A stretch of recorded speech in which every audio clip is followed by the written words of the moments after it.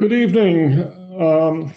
I'm attorney Lawrence Berliner, an attorney in the field of special education.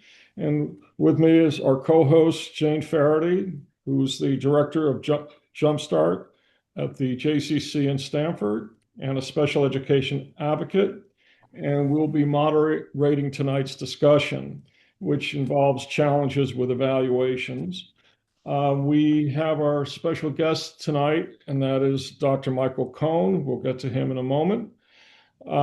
Jane and I are continuing to present our webinars because we are part of a community of concerned parents, professionals, and we are still learning. This is what our fifth year, Jane, how to connect with one another.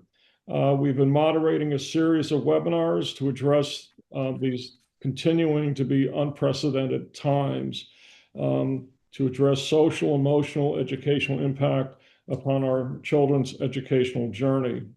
We are here to empower parents on the road ahead, discuss what's on their mind. And we have people from other states. We have educators, administrators. We welcome everybody to our webinars. I do have one disclaimer. And this webinar is being recorded. A copy of the webinar will be posted to YouTube. All who have registered will receive a copy of the webinar. The information in this webinar does not constitute specific legal, psychological, or professional advice regarding you or your child's circumstances and should not be relied upon as such.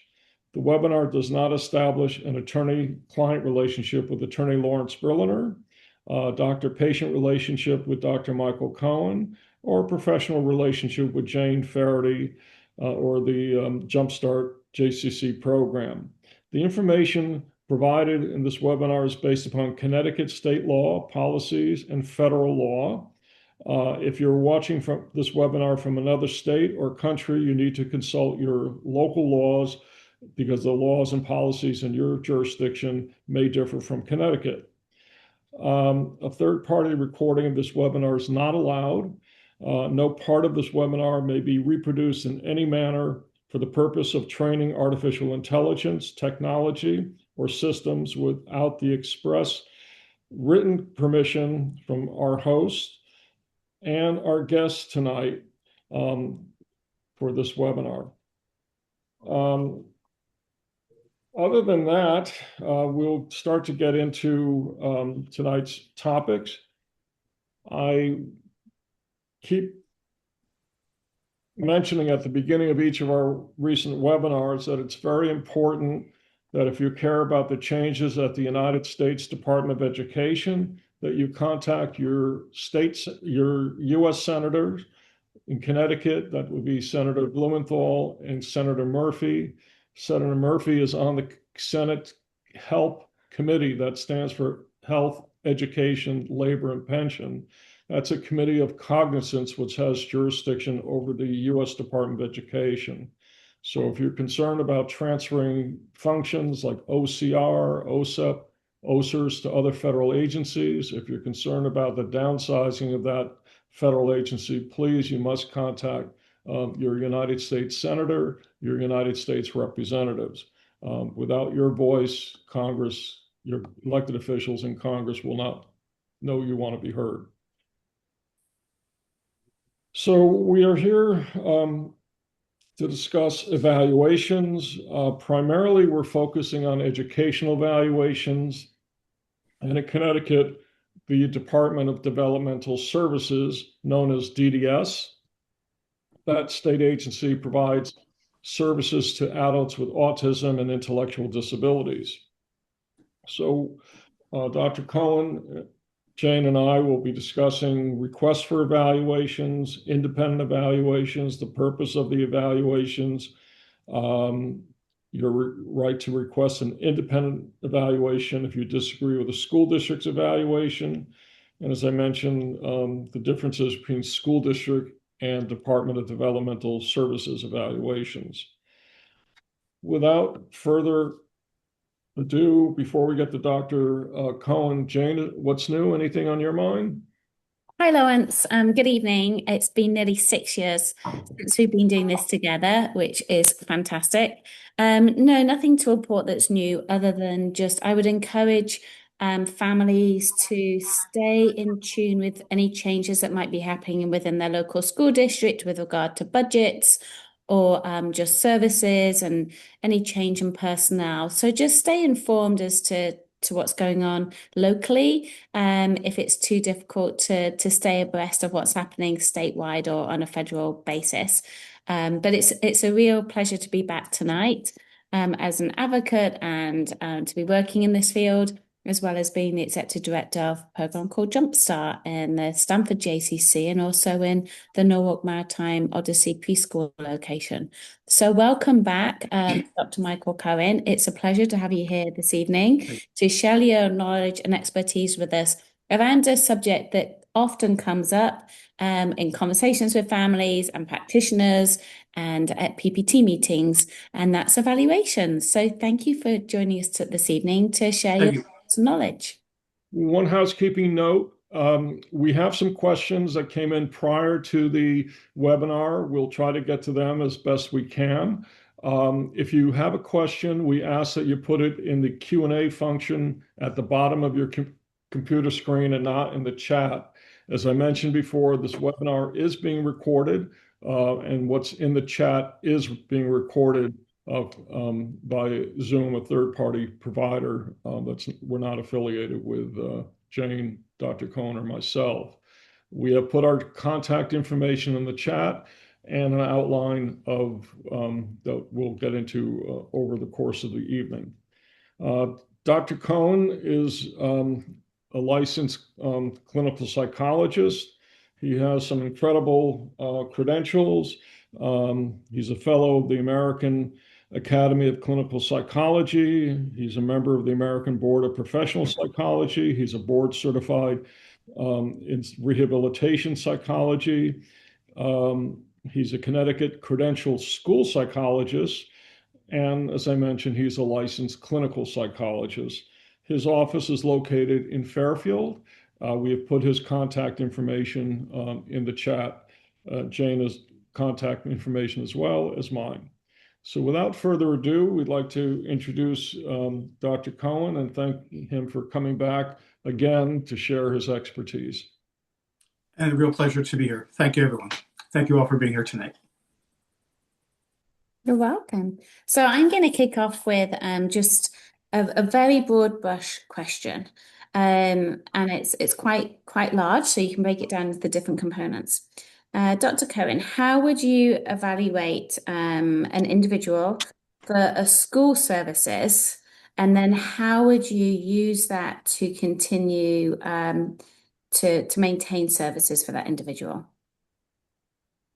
Well, that's an excellent question. So, school services are somewhat different than adult services. So we all have to understand there are distinctions between what a young person might need as a student in school and what a young adult might need transitioning to adult services. In virtually all cases, a young person, so starting birth to 3, so many of our listeners might have had young people who participate in birth to 3 services. They will get evaluations. If the child is eligible, they will get services. When young people, children transition to elementary, kindergarten, elementary school services, most of the time, but not always, those services will transition. So a child, and Mr. Berliner can correct me for the legal documentation, but usually young people are classified as a child with a disability, developmental disability. After the age of 6, it becomes more of a diverse question. So after 6, you're looking at learning disabilities, you're looking at potentially orthopedic impairment, children with sensory, vision, hearing disorders, and then most importantly for most of our listeners, you're looking at children potentially with learning disabilities, intellectual disabilities, and autism disabilities. As children get a little bit older, and we're talking about 17, 16, 17-year-old children, and we're thinking about transitioning children to adult services when we have a young person in school, and Mr. Berliner can correct me, I think it's 15 eligibility categories for children up until age 17, 18. When we're looking at young people who are transitioning to adult services, we're really looking at three types of disabilities. We're looking at intellectual disability, we're looking at autism disability, and we're looking at very extensive psychiatric disability. Those are the types of disabilities that then get services for young people as they transition to adult services. So a child who is getting learning disability services, they may transition those to college and post-secondary, but the state of Connecticut and the federal government will not transition those services. Could you describe what some psychiatric disorders might be that would make them eligible? Just because I know that that's quite a large umbrella, and just to help parents make that distinction. And it's actually a vague umbrella as well. That's part of the problem. So when we look at, so many of our young people have anxiety and depression disorders. In schools, they may be classified as a young person with an emotional disability or with a other health impaired, or in many cases, the school might provide a 504 program for a child with a mild, moderate psychiatric disability. When we're looking at adult services, we're really looking at more high level needs, adaptive behavior, ability to live independently, function as an independent adult. It's not as easy as it seems. A young person who may get a intellectual disability classification may not necessarily get a DDS classification as a now adult with a intellectual disability. A young person with an autism disorder may not necessarily transition as an adult with an autism disorder to adult services. In terms of psychiatric services, while there's no absolute cutoff, they tend to look at individuals who, in terms of the state services, who cannot function as independent people. So a person with anxiety might get student services as an IEP or as a 504 plan. If they can reasonably function as an independent adult, they probably will not get state of Connecticut services. So you have to be real careful as you're transitioning your young person from school services to adult services. And then there's this gray area of 18 to 21, 22 services where everything gets really confused. So I have a quick question. So Please, when it, Mr. Berliner. I was just going to say we are dealing with multiple systems, statewide and federal government, and we're not using common definitions of intellectual disabilities, psychiatric disabilities, autism. And so it's very, very important to understand if you're applying for Social Security disability benefits, that's one definition. If you're seeking special ed services, that's a separate set of definitions. And if you're seeking only DDS, autism, or intellectual disability waiver program services, they have their own definition. And I wish they were all harmonized, but they're not. if families are looking to get evaluations within a school district and a clock is ticking and that child is then going to transition to DDS, do parents need to be mindful of the evaluations and the tools that are used so as not to invalidate tools at a later date, which might be more appropriate to utilize when transitioning into DDS? Are those things that they should be aware of, or should they just put their faith in the school to know what might be an appropriate tool? I usually go into thinking when I work with schools that they're working in good faith. The one thing I will say is school expectations and requirements legally, and Mr. Berliner will clarify this a little bit more, are different than adult service expectations and requirements. So they're not exactly the same. So a young person who's a student in school, if you're looking at a learning disability question or an autism question, or most specifically a intellectual disability question, the state of Connecticut in terms of adult services is actually a narrower type of assessment. They expect less, they want less, but they in some ways require more specificity. So when you're working with children in school, there's a little bit of a broader way of looking and diagnosing. In terms of schools, they'll say classifying. When you're looking at DDS, developmental disability services, you have to be very specific in the types of assessments that you're doing and in terms of the procedures that the examining professional is using. And so, for example, if we're looking at intellectual disability services, as a child under the age of 18 who's receiving IDEA special education services, it's a little bit broader. So we're looking at what they would consider intelligence, cognitive skills, and we're looking at certain standards of ability. Usually it is below a certain percentile, which is usually the second percentile, with adaptive behavior. And Jane, please remind me about adaptive behavior because that's critical. Yeah. And then we're looking at, in Connecticut, a DDS evaluation is actually a slightly more restrictive criteria than the state of Connecticut for special education. So they are looking at a intellectual disability disorder that is at or below the second percentile, but is also an IQ below 69 or below. It seems like it's an odd criteria. We have young people at second percentile or lower with IQs of 70 or 69, but it's an important criteria. The state of Connecticut, in terms of special education, will accept a slightly higher ability level. The state of Connecticut, in terms of DDS, requires the slightly lower ability.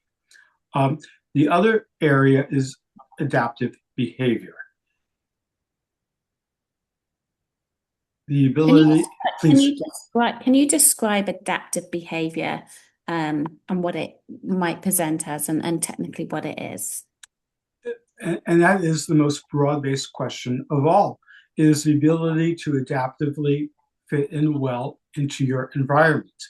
There are a few standard tests. The most well-known is a test called the Vineland or the Adaptive Behavior Assessment System. Those are the two best known, but they're not the absolute known.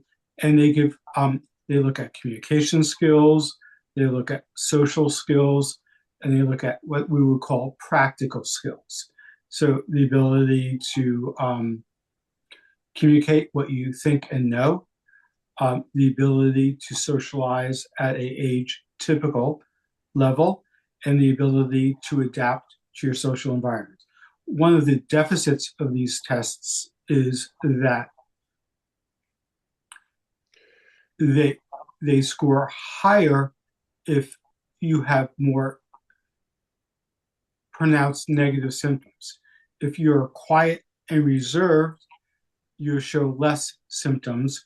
If you are a little bit more dysregulated, have more environmental needs, you score higher. So kids who are more passive tend to score a little bit higher on these tests. It does not mean they have a higher level of adaptive behavior. It means the people who are observing them don't necessarily see the negative behaviors associated. And I will ask everyone to forgive me if I use some terms like negative behavior, we're really talking about how well your child fits into the environment. And just to expand upon that, the rating scales for the Vineland or the ABOS, which are the most common ones, assessments of adaptive behavior, there's a parent or home's rating scale as well as a school. And sometimes we're dealing with more problems in a home setting than school, sometimes more problems in the school than the home setting, and sometimes the weaknesses that I should say, not problems, the weaknesses are showing up in both settings. And that's why it's important to have multiple sources of information. The student could be a source of information, the parents, the teachers, etc. And if I can add to what Mr. Berliner said, the real worry is, so for example, if you have a child who in school has wraparound special education, they're getting speech language, they're getting special education, they're getting occupational therapy, they're getting behavior support services by BCBA. We frequently see fewer negative behaviors. Those children will frequently score higher on these adaptive behavior scales. That becomes a concern as you're transitioning your child to adult services. So you always have to be careful. Most of the time, I think respondents, classroom teachers, school personnel, parents are exactly honest and give very clear statements about where their child, their student is. On the other hand, we tend to be optimistic, and there's some level of overrating at times. And when you're working with an organization like Social Security or DDS, who are looking to exclude, you have to be really careful as you say, this child might show a little bit of a higher ability, but they are also getting BCBA support. They are also getting adaptive behavior support. They have a classroom aide. And all of these supports improve the adaptive behavior. You have to be really careful about these things. I would agree with that. And the optimism, I think, is the key. When I'm talking to families, and in my own program, I see children and where they're functioning at. And then I talk to the families, and I'm not saying the children don't have the independent ability to complete some of these tasks functionally, but quite often when they don't have a familiar adult or it's not familiar surrounding, or there is more of a distraction, the skill set that they might exhibit in a very small, quiet location is not transferred when there's more distractions. It's an unfamiliar location. It's maybe out in the community with more pieces. And so it's important, I think, when you're completing these scales, that you base it upon how that child functions across multiple settings, not just the setting which all of us would probably function more easily in if it's just us and maybe one adult or two adults, for example. And that's exactly right. We had a question about what the waiver program is, and I had used that phrase. In Connecticut, for DDS purposes, we have what are called Medicaid waiver programs for people with autism, people with intellectual disabilities, people with what is or used to be called traumatic brain injury, and other programs. What that means is you have to be eligible for Title 19 Medicaid, Husky, they're all the same. Typically, you have to be receiving SSI, Supplemental Security Income, from the federal government. That is a key that unlocks Medicaid eligibility here in Connecticut. And Medicaid eligibility is one of the requirements for DDS autism program and intellectual disability program. So in Connecticut, you deal with the Department of Social Services for Medicaid purposes, and then for programming, you deal with the Department of Developmental Services, DDS, Developmental Services, DSS, Social Services. It's a bureaucracy that one has to learn to navigate depending on what program one is seeking, particularly for adult. Lawrence, I have a question for you. If you wish your child to be evaluated and you suggest this to the school, let's say it's for dyslexia, what do you do when the school is delaying the completion of that evaluation or if you disagree with that evaluation? Well, I'll take the first part first and the second part second. If this is an initial evaluation, the child has not been found eligible for special education. The school district can take up to 60 days, school days, to complete an initial evaluation in Connecticut and have a PPT meeting to review the evaluation and to determine eligibility under one of the 14 categories of eligibility. Federal law has 13 categories. We've added one more, and that includes dyslexia. Once the school district completes an evaluation,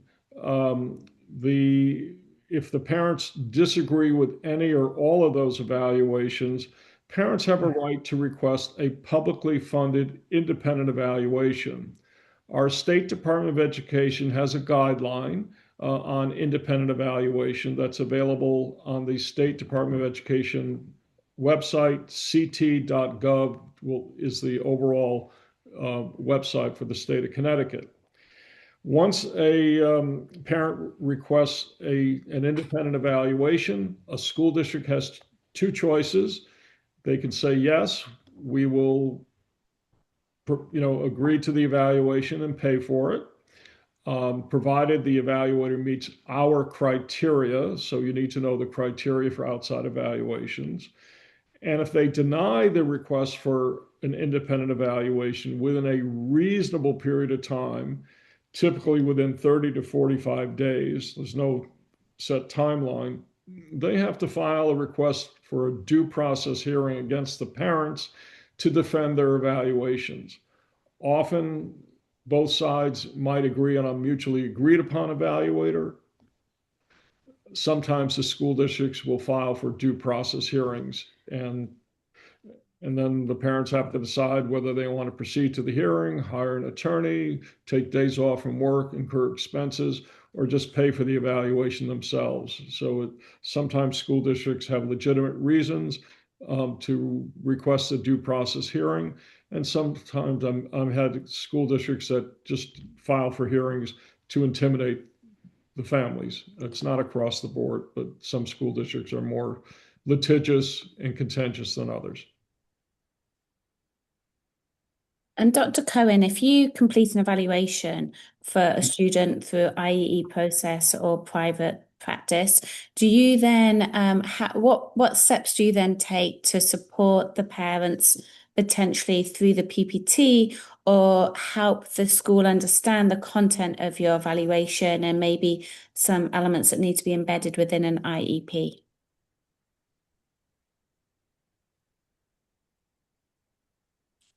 So that's an excellent question. So let me just apologize in a second. I might lose my power in switching sources in a second. So if I sign up, I will apologize. I'm having some technical issues here. The best way of ensuring services is doing a comprehensive assessment. So there are standard assessments that we use. There are standard intellectual assessments. There are standard academic assessments. There are standard neuropsychological assessments. We look for difficulties that are unexpected in normal development. And those could be in terms of reading comprehension. It could be in terms of expository writing. I worked recently with a young person who had very good reading skills, very good writing skills, but very poor memory skills. So you look for where a child might have some difficulty in reading, writing, and math, but then you look at the broader set of difficulties a child might have. So many of the kids I work with have some memory difficulties. I work with some people with speech language disorders, and my colleagues who do speech language therapy evaluations will look into that more closely. We look at attention disorders. Not as obvious as they always seem, but they can be clearly diagnosed. We look at kids with auditory listening disorders. So if you're working with a young person one-to-one and they answer every question spot on, but they're in the classroom and they're getting confused by the auditory stimuli, that child may have an auditory processing. So a private practice professional will evaluate a child, write a report, go to the PPT meeting, and hopefully assist in convincing the school district and saying this is a child who may have these difficulties that should either be served through an IEP or a 504 plan. The bigger question these days I am finding is not in terms of eligibility, but is in terms of providing services. And the biggest question I'm experiencing these days is a child is classified with a learning disability or an intellectual disability or an autism disability, those being the main disorders, sometimes an emotional disorder. And instead of having 3 or 5 sessions of individual therapy, they're now getting 2 to 3 sessions of individual therapy. Instead of having 1 or 2 sessions of individual therapy, the services are now group services. And those are the bigger concerns that I am seeing now as a provider. Those don't necessarily relate to adult services, but they relate to the advancement of the child in school. And so as schools get more budget aware and budget concerned, we're seeing some changes in how services are implemented. And one of the things a private evaluation can document is a slower rate than expected level of growth in a child.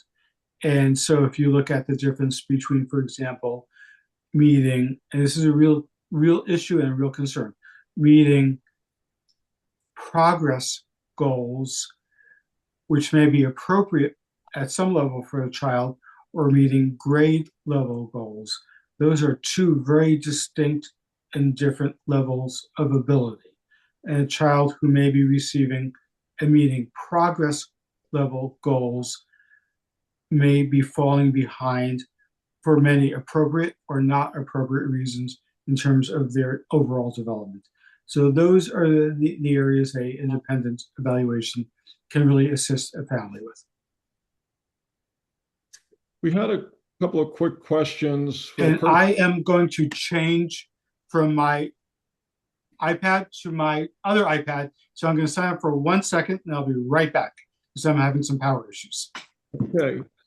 We have a couple of quick questions for the person who asked about DDS eligibility for a child. They're not automatically eligible for adult services, so that's why it's important to establish a working relationship with the DDS case worker throughout your child's educational career. And as they're getting older, 16, 17, and 18, you want to make sure that the DDS case worker is invited to the PPT meetings, that's the IEP meetings in Connecticut. And once they age out of special education, the school year they turn age 22, you want to have a linkage, an automatic linkage to the adult services.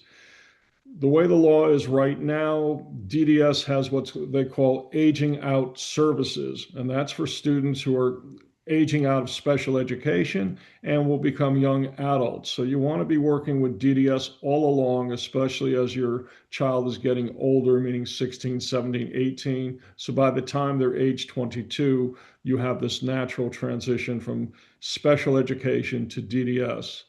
And for the person that mentioned the 60 days for evaluation, I stand corrected. It's 60 calendar days, which is the federal law, and it's 45 school days under Connecticut law. You do the math, we're probably talking about the same period of time for initial evaluations. Reevaluations don't have a timeline. So Lawrence, in terms of young adults and the transition programs, once and Can you just explain? I think I was reading that in the state of Connecticut, that age might change again. There's consideration being made to potentially review the age 22 back to 21. Well, we've had legislation proposed in Connecticut to have the cutoff at age 21. Fortunately, those state laws haven't passed our Connecticut General Assembly. There was a federal court lawsuit, and there have been others around the country, AR versus Department of Education, I think it was.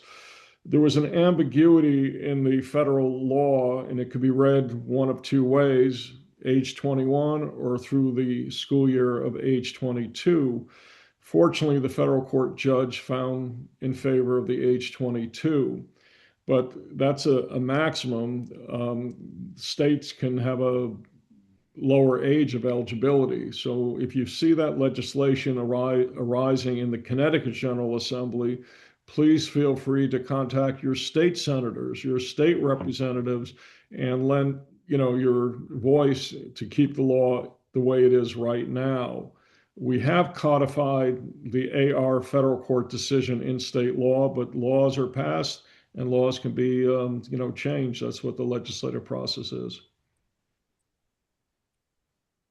I see we have Dr. Cohen back. Good, thank you. My apologies.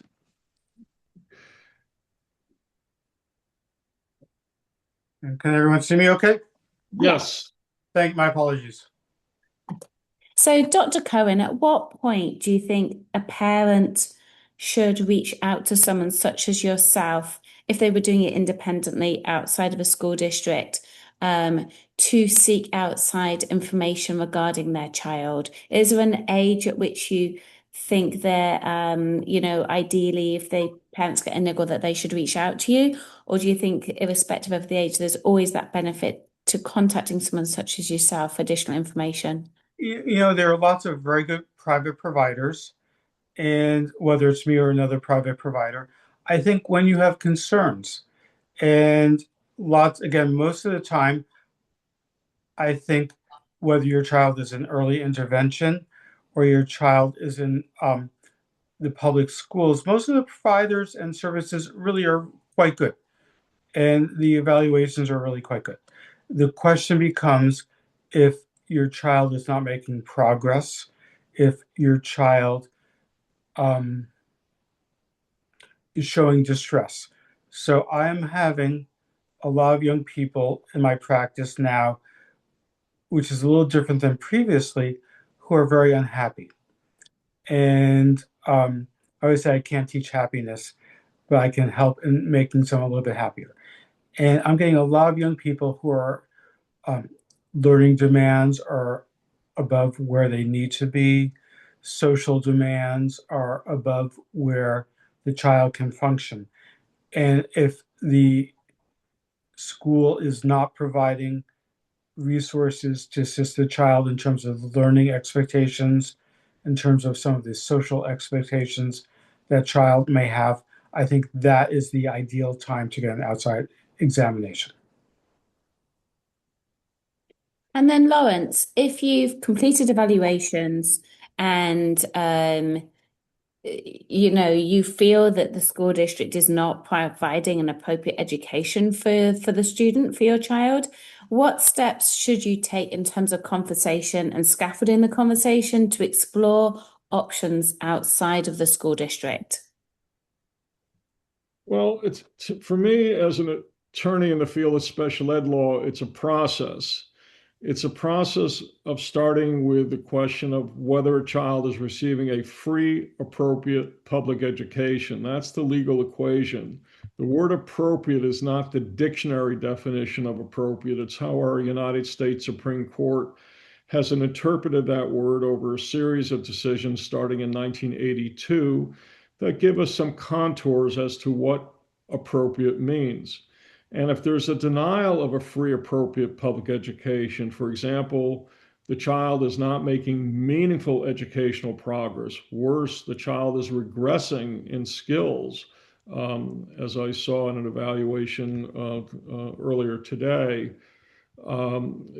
then you start what we hope would be a two-way conversation, meeting with the teachers, finding out what's going on. Why are you reporting one thing and we're seeing something else at home or outside of school? If that disagreement is not resolved, then you request a formal PPT and IEP meeting to discuss your concerns. And if those concerns involve requesting a referral to a private special ed school, that's one solution.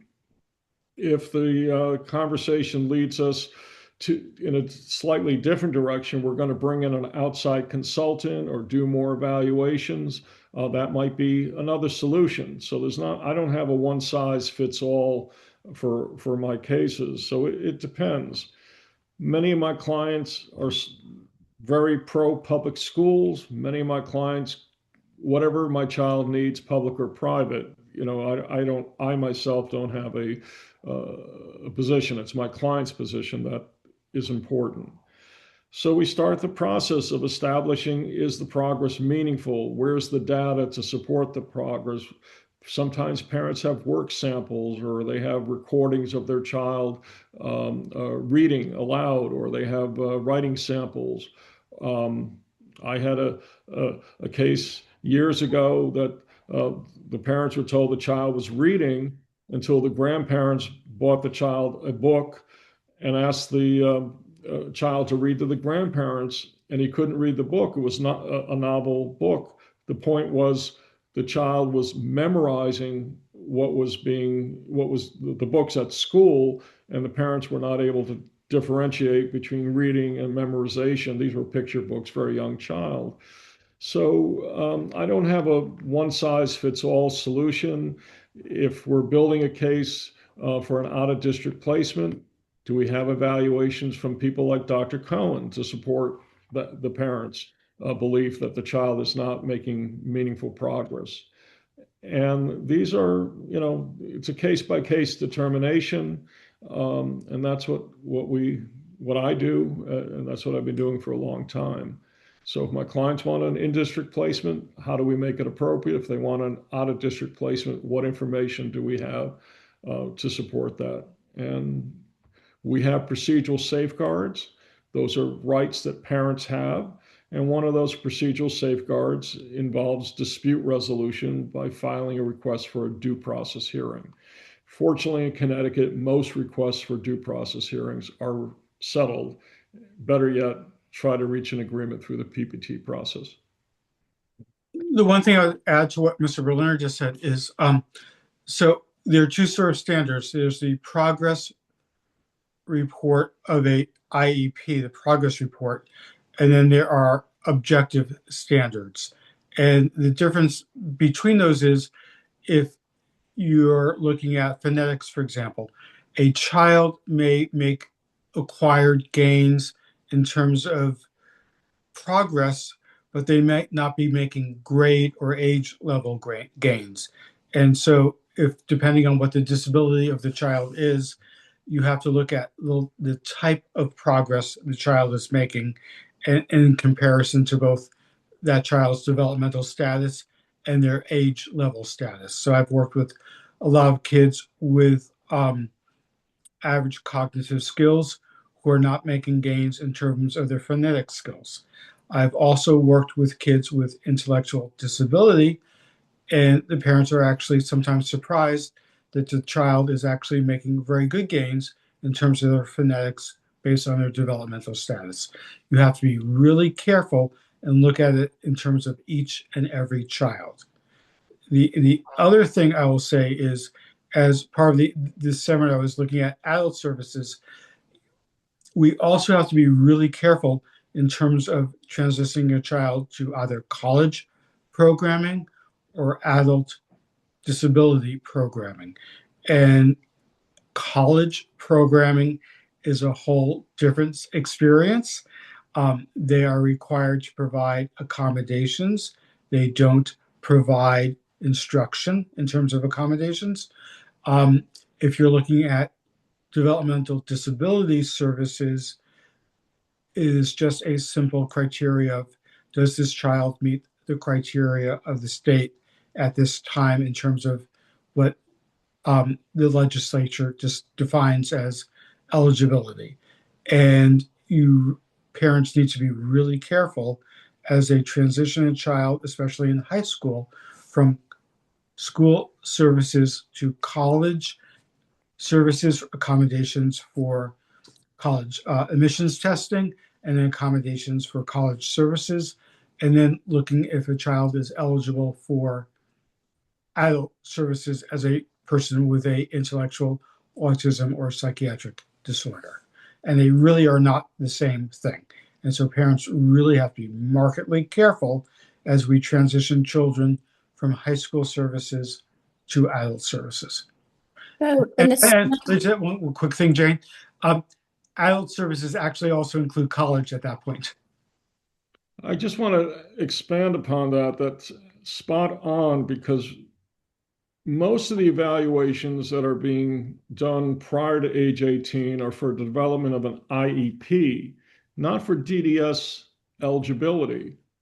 So if you have an evaluation when a child is age 8, we're developing an IEP. We're not thinking down the road 10 years where we might be filing for an application to DDS. So what ends up happening, I have all too many cases where a student might have other health impairment or some other category, and DDS will say, oh, they don't have an intellectual disability or something or autism, they have something else. Well, the IEP and the evaluations for an IEP are for educational purposes.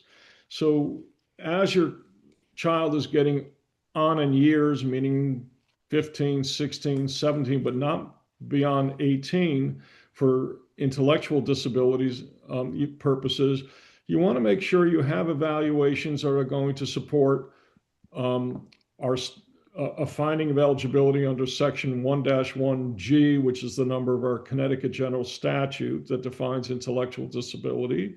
Or if they have autism, the DSM-5, which is in effect the Bible of the psychiatrists and psychologists, the latest edition. Because DDS is not an educational agency, school districts are. The other thing about DDS, you do have appeal rights, but those appeal rights are different from the special education due process hearing rights. There's a lot more discretion.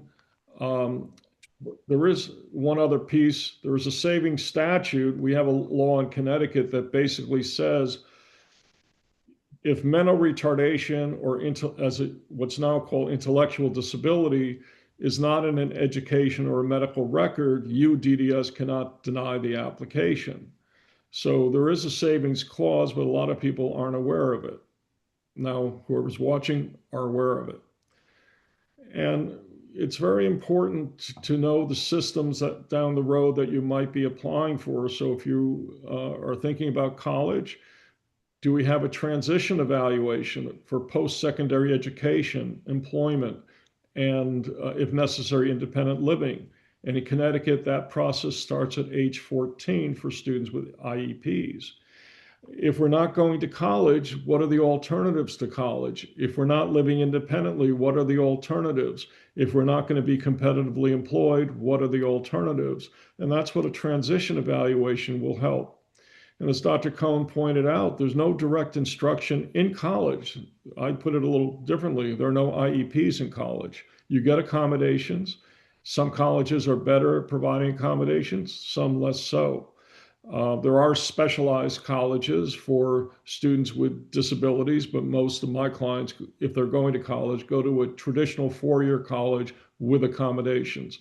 There are specialized colleges. I won't get into that tonight, but for students who may not be able to succeed without a significant amount of support in the college setting. Most colleges provide accommodations, not that level of support. So when we're talking about colleges, Lawrence, I get this question all the time. Obviously, with an IEP, it's a free, appropriate public education. When it comes to college, who funds the college experience for these students? I can give a partial answer. If it's part of an IEP that we want to expose the student to college experience, I've had IEPs where the school district, often at a community college, will pay for a course or two to allow the student to become familiar with a college setting, maybe take a college level class. But for the most part, that responsibility is on the family, the student. And we are learning about changes to the federal student loan program, so you need to be familiar with that as well.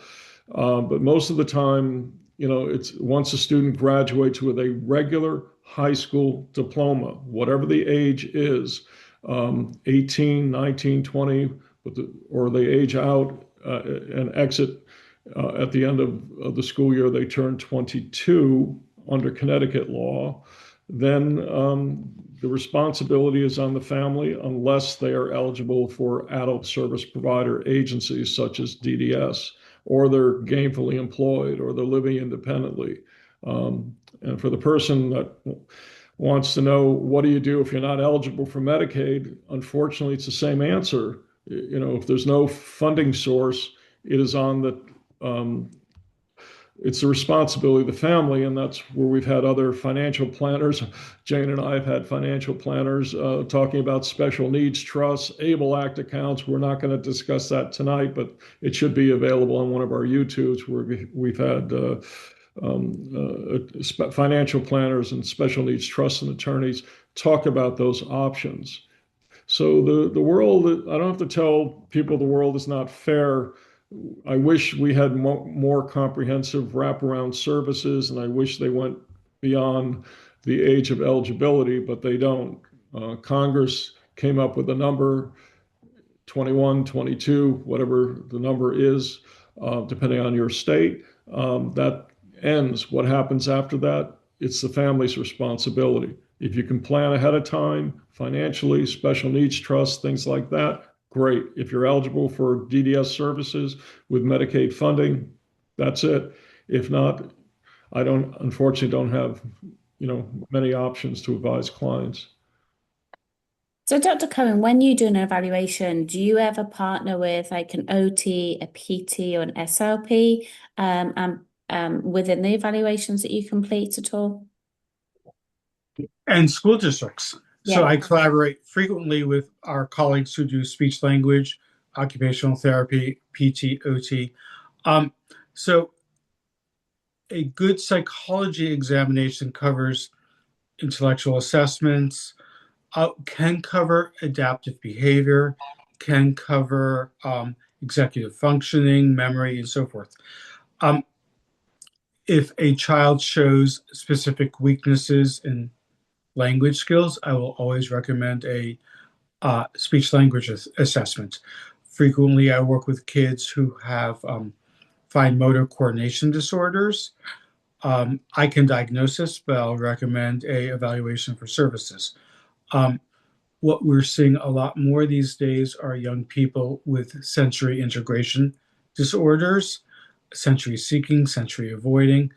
My colleagues who do OT services are excellent at evaluating for sensory services. Having said all of that, when we're looking at adult transition services, those are great services for kids in schools.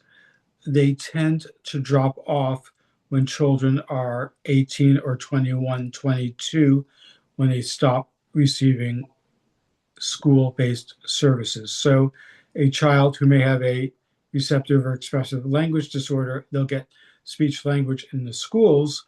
If they go to college, or if they are articulating to adult work settings, they might get accommodation, but they won't get therapy. And so that becomes really an important issue. Adult programming provides accommodation. Children programming through the schools most likely provides accommodation and instruction related services. So if you have a young person who is 23 who still needs language therapy, that will typically be provided by the family directly, or if they are fortunate, as provided with services through their insurance company. It's a markedly important distinction. That's a very good point. And just neurologically, is there an age at which a student, a young adult, might not benefit as much, for example, from SLP, or is it not linked to your neurological biology? You would always benefit from. That's an excellent question, and sorry I cut you off a little bit. And so there are two answers. There's a cost benefit analysis, and so for example, I don't have the best handwriting in the world. I might benefit from occupational therapy to improve my handwriting, but there's always a limit to say what is the benefit or what are the accommodations. The other side of it is sometimes we have young people with acute injuries. So you have a 16-year-old who has a brain injury because of a skiing accident. Hopefully that doesn't happen, but that does happen more than we realize. So you have a young person with a brain injury because of a skiing accident, and all of a sudden they need speech language, occupational therapy, physical therapy. Those services will be provided by the school district until they age out, whether it's 18 or 20, 22, depending on the severity of the need. That child, young person now, may still need speech therapy and or occupational therapy or rehabilitation, physical therapy to assist them with adult life. But that then becomes a family obligation or a insurance company obligation. At a certain age, and Mr. Berliner can correct me, 21, 22 is when school districts are no longer required to provide services. So you can have a child who has a traumatic brain injury at age 16. They get services through age 22. They still need services, but that becomes a private family and or insurance company requirements at that point. Yeah, and I just want to expand on one part of that. With colleges, they're providing accommodations and modifications, and these are reasonable accommodations, reasonable modifications under two federal laws, the Americans with Disabilities Act and Section 504 of the Rehabilitation Act.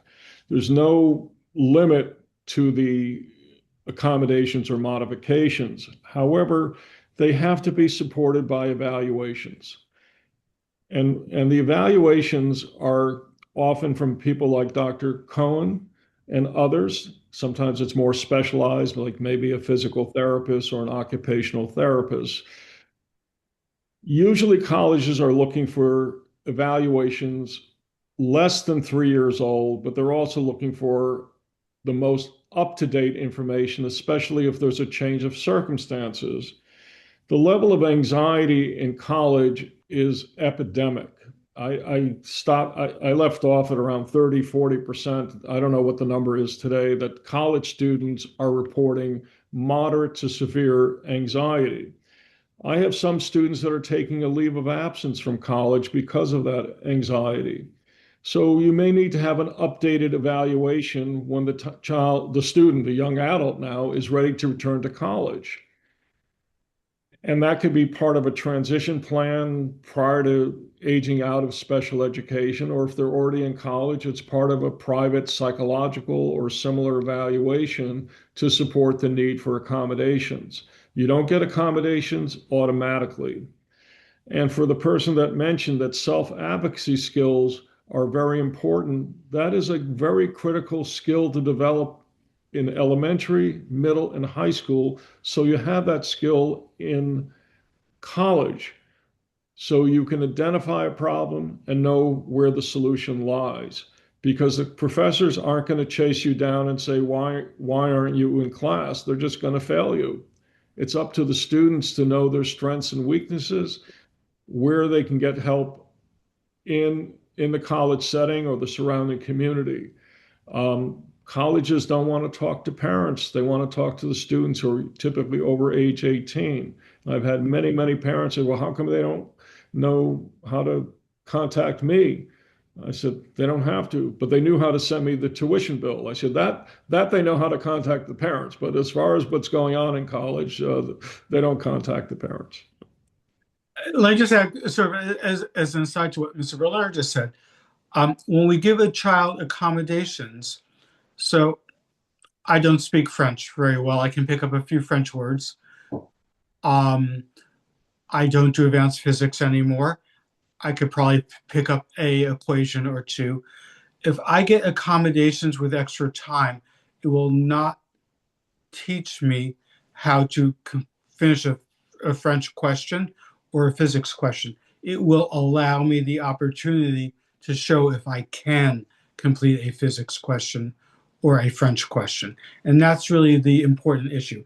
It's not that the accommodation is giving you the answer. The accommodation is giving you the opportunity to develop the answer, and that's really vital. So when I write recommendations for SATs, I'm always very clear. Extra time will not let a young person answer a math question that they can't answer correctly. It will give a young person the opportunity, if they can answer a math question correctly, to answer the math question correctly. And that's what we really want with adult services, the ability to be able to show the skill sets that we have. With kids services, especially IEP services, it's how do we teach the child to get to the ability. With adult services, it's how can we help this child, young person now, show what they know. And that's really the important distinction. And the difference in the school setting is, as well as identifying where a need is through your evaluations, it's then also making sure you partner that with the right set of tools. Correct. Because you might have the information, but you might be using the wrong program. So when these evaluations are completed, to what extent is it also really important not just to have the information, but partner it with the right strategies and the right tools? Well, that is exactly right. So I work with some young people, and if they're asked to work independently, they can't do simple math. If they are provided the format with adult supervision support, they can do higher level math. So you really want to make sure in the level of elementary, middle, or high school that the child is both getting the support and getting the opportunity to show what they know. In adult services, once you're passing an IEP, it's really the question of not getting the instruction to learn, it's really getting the opportunity to show. And that's really the very distinction that we have to look at. And so when I have kids in colleges, there's always this sort of joke in my field that every other child gets extra time. But the real issue is, does this extra time change how they perform? And in children with disabilities, the extra time absolutely shows improvement in functioning. I just my twist on that is, do you want the student to demonstrate manifestations of their disability, or do you want them to demonstrate manifestations of their ability? And that's where the extra time or other accommodations come in. It's not, it's offering a bridge, sort of equalizing, leveling the playing field. If a student has, say, a slower response time, or they have a visual or auditory impairment and they need a little more time to demonstrate what they know with accommodations. And that's why it's very important to develop that accommodation with the Disability Services Office, supported by evaluation reports and any other information to make sure the accommodations are reasonable, they are available, and they're provided. And also knowing your rights when they're not being provided. And let me just add one quick thing to that. So I have a lot of young people who are transitioning to adult services, and assessments assist both with classification and with diagnosis.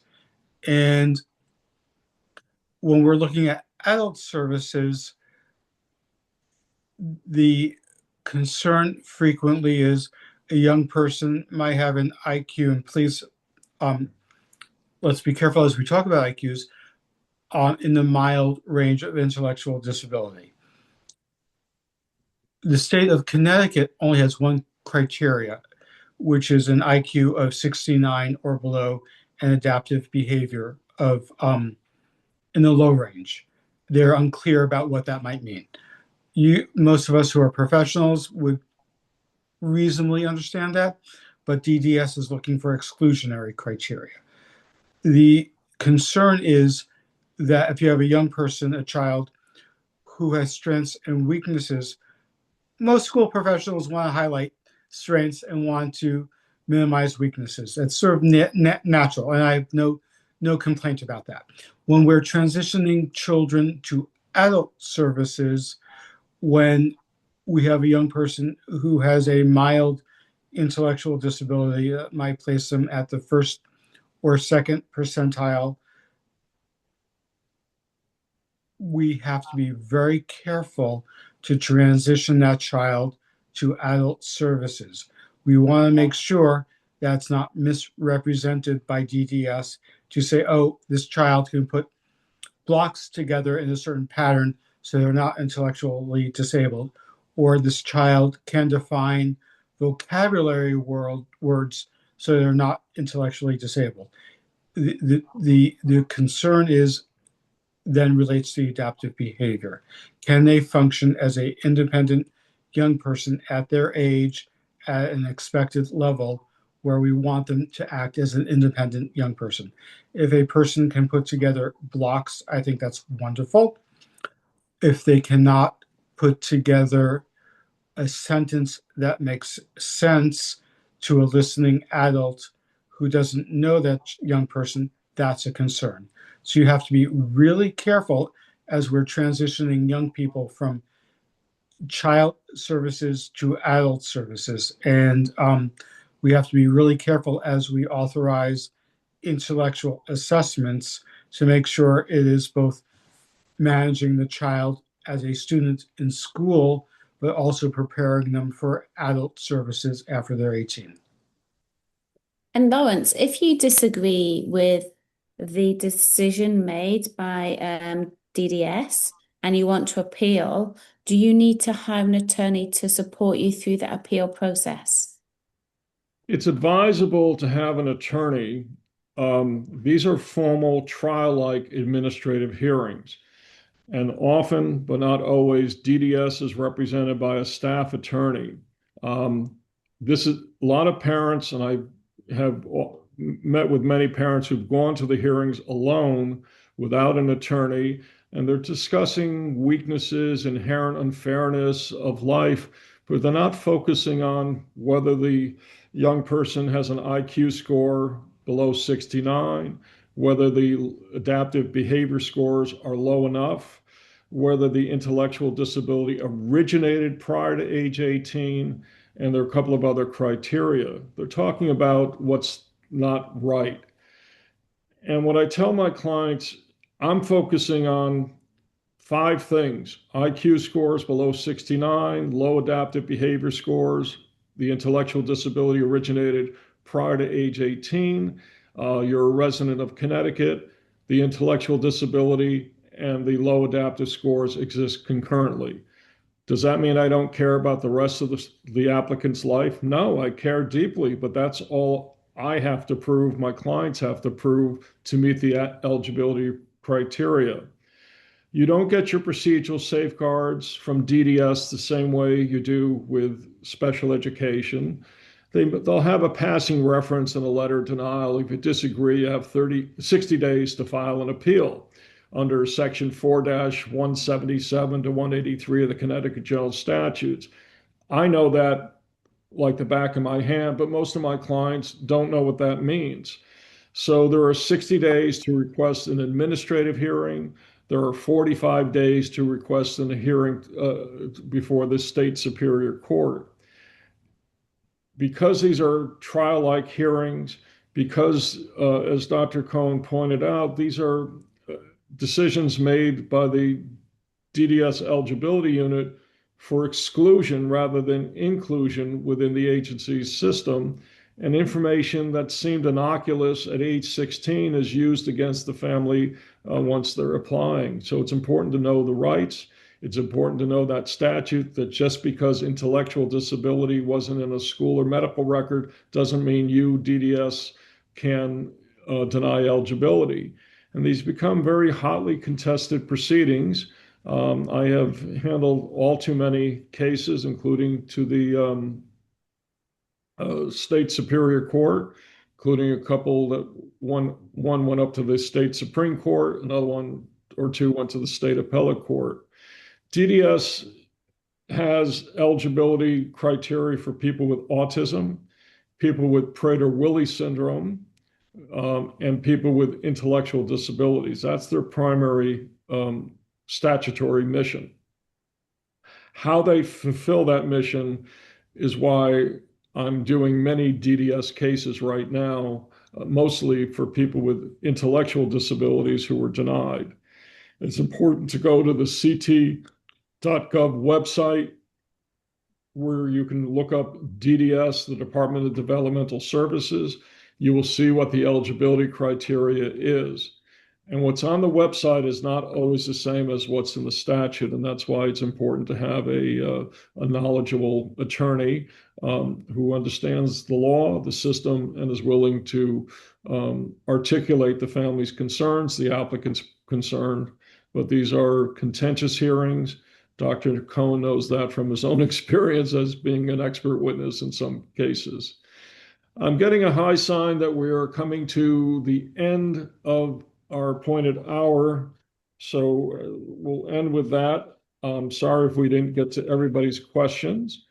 I want to thank all who are joined us throughout the evening. We have quite a few people who have stayed throughout the entire hour or so that we've been on this webinar. If you found this evening's webinar informative, we welcome your continued participation and support. And remember that we have a YouTube channel for the Law Office of Lawrence Berliner for previous webinar recordings. You will get a copy of the recording if you've signed up for tonight's webinar.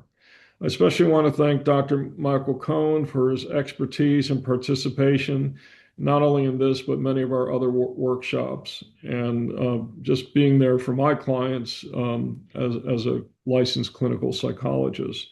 I also want to thank Jane and the Stamford JCC for their collaborative efforts in making these webinars possible and providing her practical advice as a tenacious advocate for her clients. Lastly, I want to thank my daughter, who's off camera, right? Because without my daughter, Rachel, none of these webinars would occur. I don't know what she does, but I know whatever she does, it works. And that's why with her participation, the technical skills, we can provide these webinars. We welcome your questions. We apologize if we can't get to all of them. We will be providing information about our next webinar in the series. We don't have a topic or a date, but as they say, stay tuned. You'll hear from us.